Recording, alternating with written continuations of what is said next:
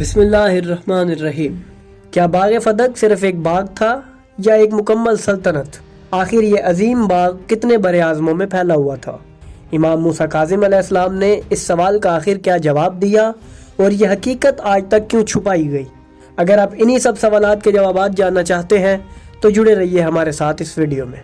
ناظرین، جب تاریخ کے اوراق پلٹے جاتے ہیں تو کچھ حقائق دھند میں لپٹے نظر آتے ہیں، مگر جیسے ہی حق کی روشنی ان پر آن پڑتی ہے تو وہ اپنی پوری عظمت کے ساتھ نمایاں ہو جاتے ہیں۔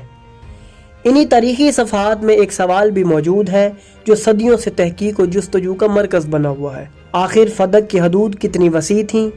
کیا یہ محض ایک نخلستان تھا یا ایک ایسی زمین تھی جس کی وسعت سن کر عقل حیران رہ جائے؟ جب امام موسیٰ کاظم علیہ السلام سے پوچھا گیا کہ فدق کہاں تک تھا تو ان کا جواب تاریخ کی گمشدہ کڑیاں جوڑنے کے لیے کافی تھا۔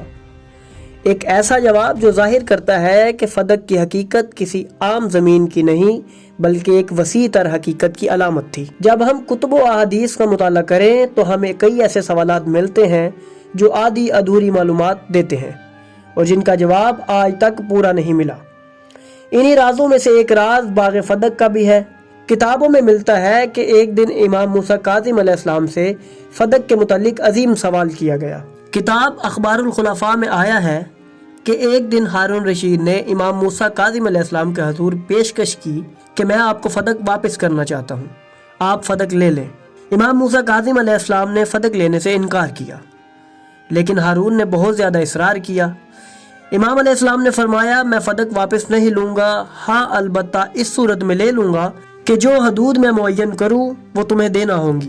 ہارون نے کہا کہ فدق کی حدود کیا ہیں؟ امام نے فرمایا کہ اگر میں تمہیں فدق کی حدود بتاؤں تو تم مجھے فدق دینے سے انکار کر دو گے۔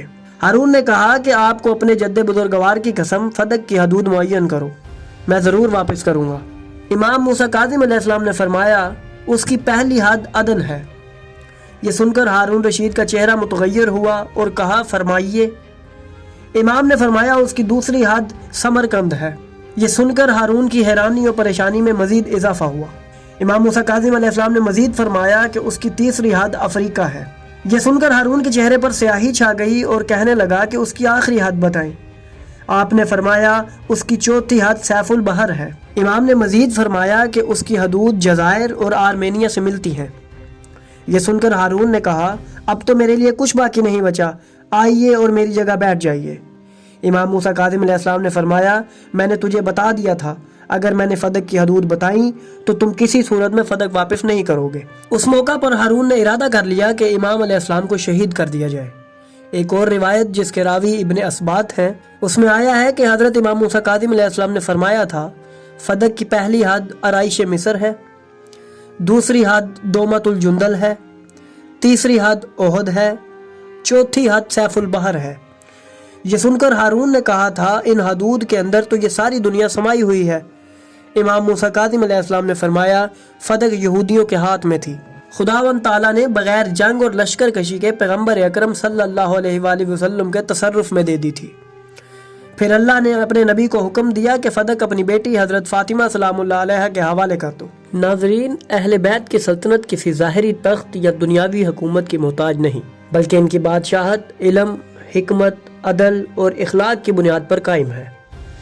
ان کا اقتدار دلوں پر ہے، ان کی حکمرانی ذہنوں میں روشنی بکھیرتی ہے اور ان کا علم ہر دور کے اندھیروں کو مٹانے کے لیے کافی ہے۔ وہ جہاں کھڑے ہوں وہاں سے علم کے دریا بہنے لگتے ہیں، وہ جہاں نظر ڈالیں وہاں روشنی پھیل جاتی ہے۔ اگر دنیا نے انہیں ان کا حقیقی مقام دیا ہوتا تو زمین پر ناانصافی، جہالت اور ظلم کے لیے کوئی جگہ نہ ہوتی۔ اہل بیت کی حکومت کسی مخصوص سرزمین تک محدود نہیں، بلکہ ان کی فکر، ان کی تعلیمات اور ان کا عدل پوری دنیا میں روشنی بکھیرتا ہے۔